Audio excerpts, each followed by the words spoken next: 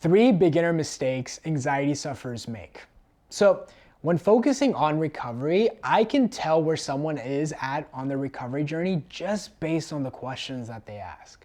And what I find is I can even tell if they're a beginner just by these simple questions. So in this video, I'm gonna really break down 3 cardinal mistakes that anxiety sufferers make when they're focusing on recovery. And it's a good idea to do a self-audit on yourself and see, are you making these mistakes? And if so, correcting them immediately so that you can focus on long-term freedom. Let's get it started.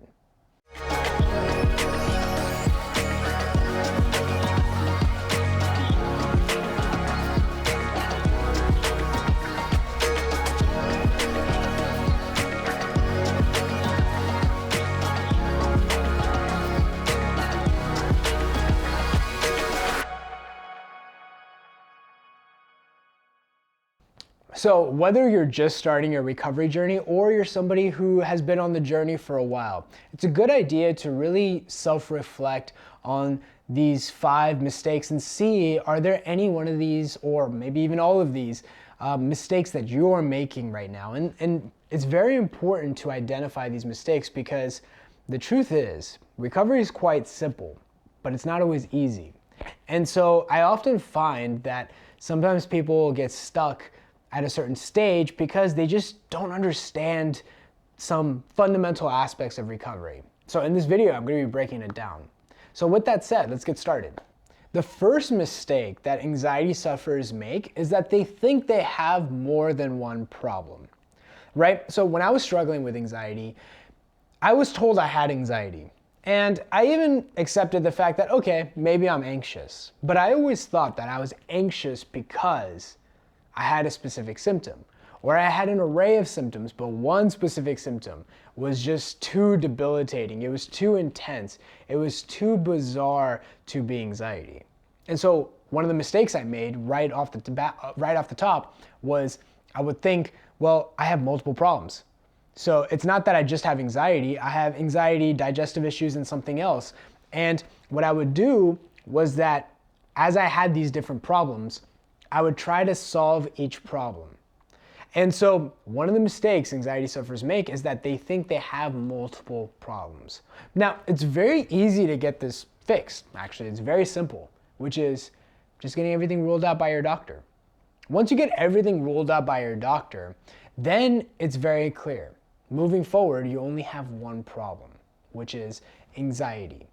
And what happens is that people often think they have multiple problems because they're focused on the symptoms of anxiety, right? So most people, actually, in fact, everyone that struggles with anxiety are very hyper-focused on their symptoms, whether that's physical symptoms, whether it's what-if thoughts, these intrusive thoughts. Maybe it's even these feelings of derealization or depersonalization. Or it could even be these emotions, feelings of numbness, this impending doom, all these feelings. And what happens is that they're measuring their progress, or they're even measuring their problems based on the symptoms. But here's the truth. These symptoms are a manifestation of one problem, which is anxiety. So the first step to really identify this problem is throwing everything under the anxiety umbrella. You want to throw everything under the anxiety umbrella. Moving forward, you shouldn't have 2 problems. You should have 1.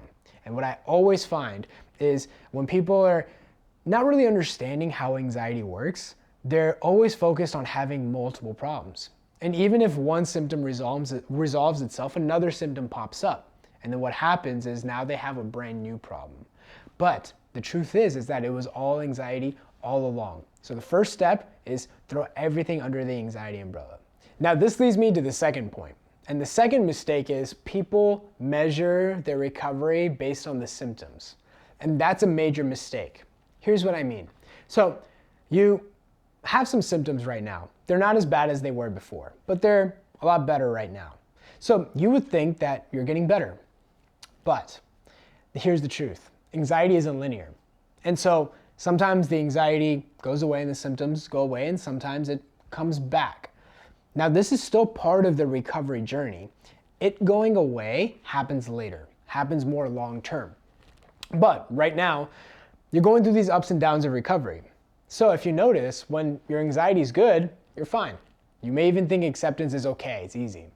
But what happens when your symptoms come back? What happens when you have more anxiety that's very debilitating? Or your depersonalization is extra thick? Or you're getting these physical symptoms, or you're getting a brand new symptom? Well, what ends up happening is people say, well, I'm having a bad day. And they're measuring their good days and their bad days based on their symptoms. And that's a very cardinal mistake, and it's a very common mistake, and it's a very beginner mistake. The truth is about recovery is that you don't measure your progress based on your symptoms. You measure your progress based on your response. See, people measuring their symptoms are often the people that are always trying to find coping or managing crutches. They're trying to find ways to feel better in the moment immediately. Now, I understand that, and typically that's what most people preach when they're talking about anxiety. But here's the problem. It may even help. It may even help marginally, but here's the problem. It doesn't really help long term. You'll always be a slave to the anxiety. The anxiety will always come back, and you'll always rely on that specific thing. So a better approach is focusing on long-term freedom. Now, when you focus on long-term freedom, the journey isn't linear. It's often 3 steps forward, 2 steps back. It's often this up and down process of anxiety. And most people end up start spinning their wheels because, well, when days are good, they have no problems accepting, but when days are bad, something went wrong. They're feeling certain things, and so maybe they're not doing something right. Maybe they need to figure this out again. And so a better approach is not measuring your progress based on your symptoms, but measuring it based on your response. Now, this leads me to the third point, which is they're trying to find tips or tricks for recovery. And this is probably one of the most common questions I get asked. Shaan, do you have any tips? Do you have a quick tip about a specific symptom or how to overcome anxiety? Let me tell you something very clearly right now. If you're focused on overcoming, tips don't work. Tips won't do anything. This isn't just like, recovery isn't just about doing one thing and then you get better. It's not a quick tip. Recovery is a process. And for that, it's multifaceted. You have to look at it from different angles and you have to fix different things that are going on. And so I can tell right away that someone is a beginner, and honestly, someone doesn't really know what's happening if I get asked, Shaan, what's a quick tip? Give me a quick tip about panic attacks while driving. Can you give me a quick tip about this one symptom? Okay, I'm accepting, but I want to know this one tip about this specific symptom. So tips and tricks don't work. Recovery is more focused on understanding what's happening, having a solution, and doing that solution with consistency and having patience with recovery. So there's multiple parts about recovery, and it's not just one tip. A lot of people say, Shaan, your videos don't really give me specific guidance on how to overcome. Well, the truth is that it's not just doing one or two things. And typically when people are trying to find one or two things, they're always stuck in the cycle. The people that always do better understand that they really have to understand what's happening and focus on a long-term game plan. It's not about just doing one thing once. So if this still kind of frustrates you and confuses you, I get it. When I was struggling with anxiety, I was doing everything to make these feelings go away. Anything. And it was very debilitating and it really sucked. And so I was desperately looking for answers. And if someone didn't give me an answer, I would just find somebody else.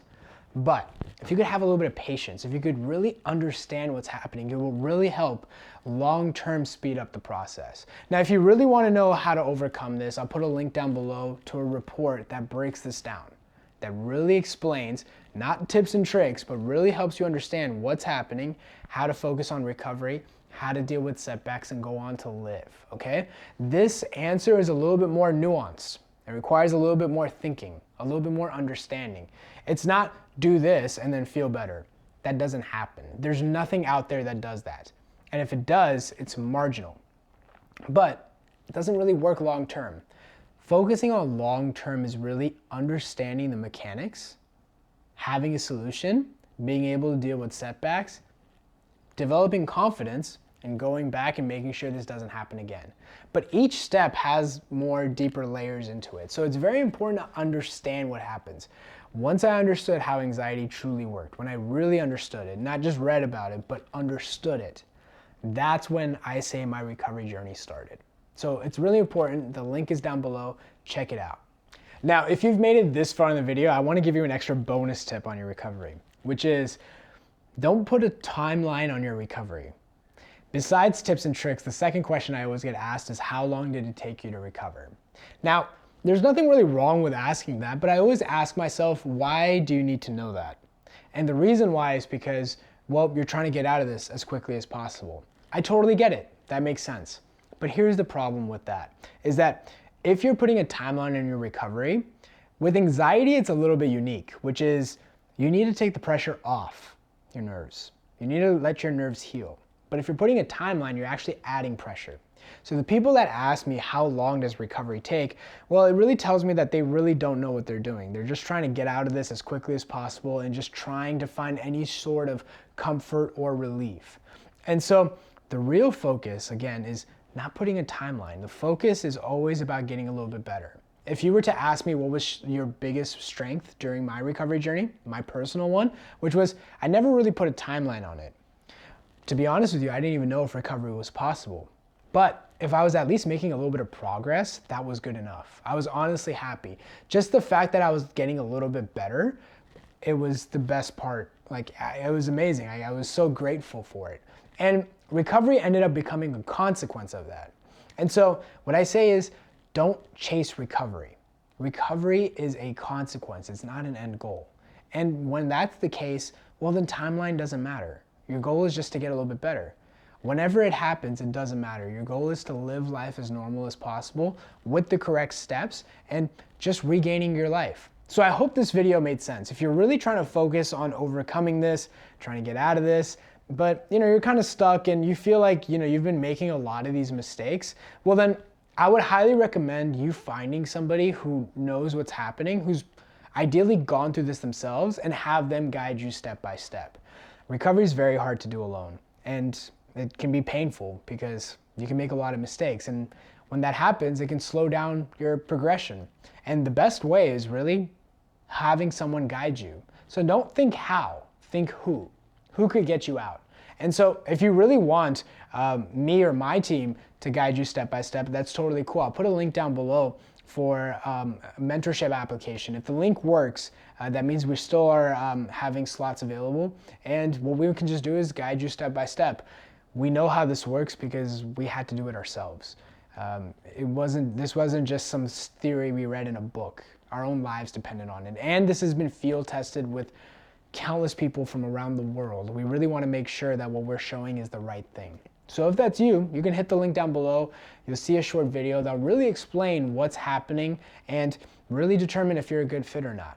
And if so, you can fill out an application. My team and I will review, and we'll have a free call with you. Absolutely no cost.